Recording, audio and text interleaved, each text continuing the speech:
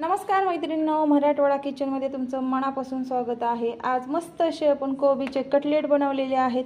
Recipe बनवायला अगदी सोपी आहे। नेहमीप्रमाणेच भरपूर अशा टिप्सने परिपूर्ण रेसिपी आहे। ही रेसिपी कमीत कमी साहित्यात आणि कमीत कमी वेळात बनते, पण खाण्यासाठी अतिशय हेल्दी आणि पौष्टिक आहे। तर नक्की तुम्ही कोबीचे कटलेट करून बघा। तर चला मग वेळ कशाला आपण घालवतोय, आपण रेसिपीला सुरुवात करूया। सगळ्यात अगोदर काय करायचं आहे, आपल्याला खिसलेला कोबी घ्यायचा आहे। तर इथे बघा, या मेजरमेंटच्या कपाने 1 कप मी कोबी घेतलेला आहे। तुम्ही घरात जे तुमच्याकडे भांडं अवेलेबल आहे त्याने तुम्ही घेऊ शकताय। तर इथे आपल्याला कोबी घेण्याच्या अगोदर काय करायचं आहे, बारीक खिसून घ्यायचं आहे आणि खिसण्याच्या अगोदर स्वच्छ 1-2 पाण्याने धुवून घ्यायचं आहे आणि खिसून घेतल्यानंतर व्यवस्थित पिळून घ्यायचं आहे। कोबीला काय होतं, स्वतःचं अंगचं पाणी असतं, तर त्याच्यामुळे खिसल्यानंतर भरपूर असं त्यामध्ये पाणी निर्माण होतं आणि जे आपण त्यामध्ये पिठं घालणार आहोत त्यामुळे त्याचा अंदाज येत नाही। त्यामुळे शक्यतो तर कोणताही पदार्थ कोबीचा बनवत असताना तो व्यवस्थित पिळून घ्यायचा।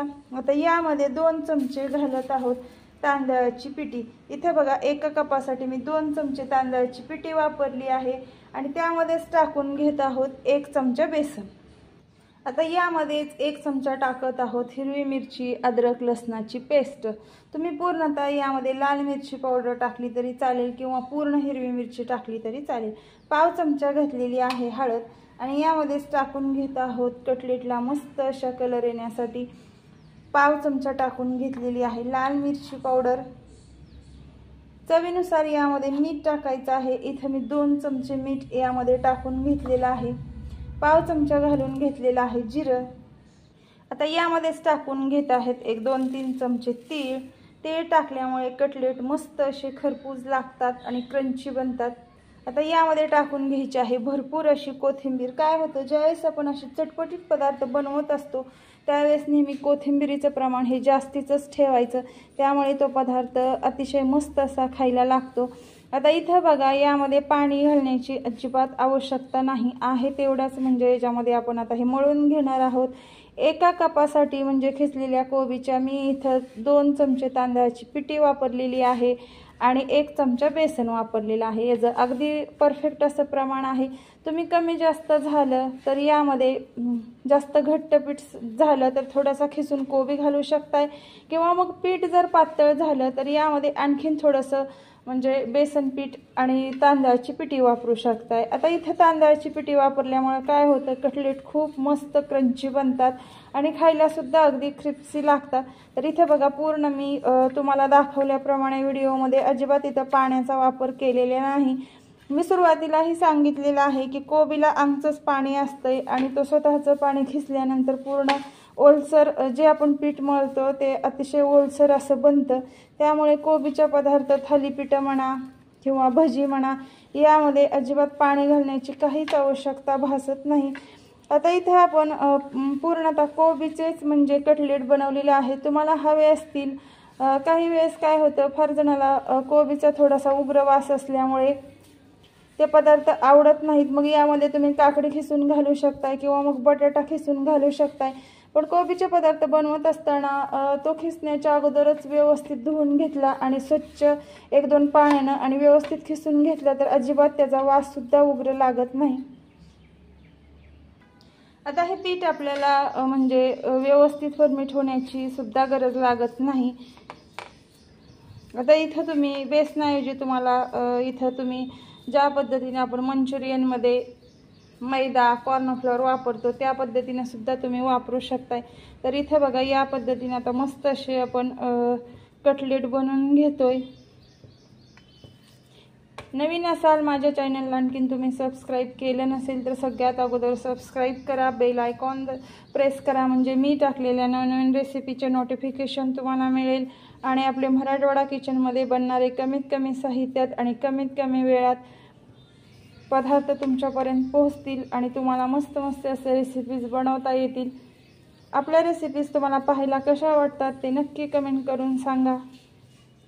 तर पूर्ण आता या पद्धतीनं इथे आपण हे कटलेट बनवून घेणार आहोत। तर या पद्धतीने पूर्ण आपले कटलेट तयार झालेले आहेत बनून। तर आता यावरती आपल्याला या पद्धतीनं थोडेसे तीळ टाकून घ्यायचे आहेत। तिळामुळे अतिशय मस्त असे कटलेट क्रंची लागतात। तर इथे बघा या पद्धतीने यावरती मी तीळ टाकून घेतलेले आहेत। नक्की तुम्ही या पद्धतीनं कोबीचे कटलेट बनवून बघा, खूप मस्त लागतात।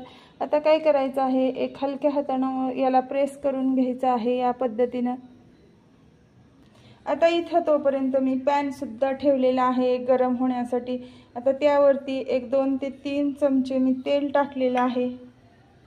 तर इथे तेल आपण पूर्ण पॅनला लावून घेतलेलं आहे आणि जे तीळ लावलेली आपली साईड आहे ती आपण खालती करणार आहोत आणि वरतून परत एकदा व्यवस्थित याला तीळ लावून घेणार आहोत।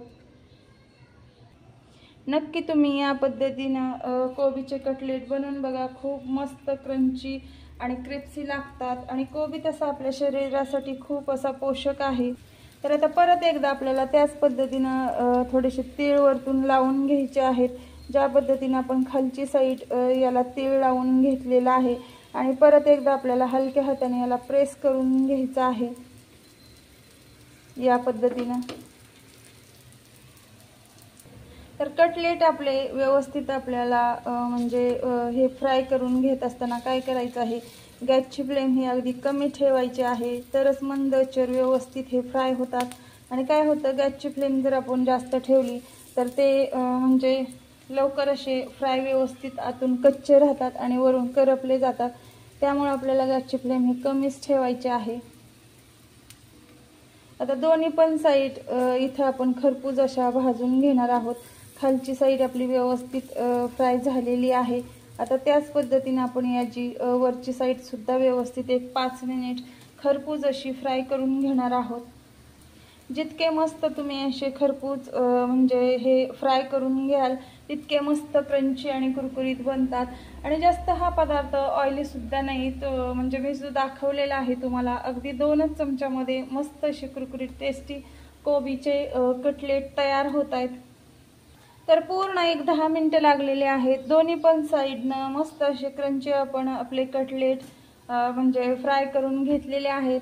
तर हे कटलेट आता आपण एका डिशमध्ये काढून घेतोय। तर नक्की तुम्ही ही कटलेट ट्राय करा, बनवायला अगदी सोपे आहेत आणि तुम्ही पाहिल्यानंतर सुद्धा तुमच्या लक्षात येईल अजिबात ऑइली सुद्धा बनलेले नाहीत। तयार झालेले कटलेट मी एका डिशमध्ये काढून घेतलेले आहेत आणि त्यासोबत घेतलेला आहे इथं सॉस। तुम्ही दह्यासोबत खाऊ शकताय किंवा खोबऱ्याच्या चटणीसोबत सुद्धा खाऊ शकताय। तर इथे मी तुम्हाला दाखवते, अगदी मस्त आणि तीळ लावल्यामुळे तर अगदी आणखीन छान असे मस्त दिसत आहेत आणि खायला सुद्धा छान लागतात। तर नक्की तुम्ही या पद्धतीनं कोबीचे कटलेट करून बघा, खूप सोपे आहेत बनवायला, अतिशय पौष्टिक अशी रेसिपी आहे। तर चला मग मैत्रिणींनो, भेटू आपण उद्या 1 वाजता अशीच काही नवीन तरी रेसिपी घेऊन। तोपर्यंत बाय बाय।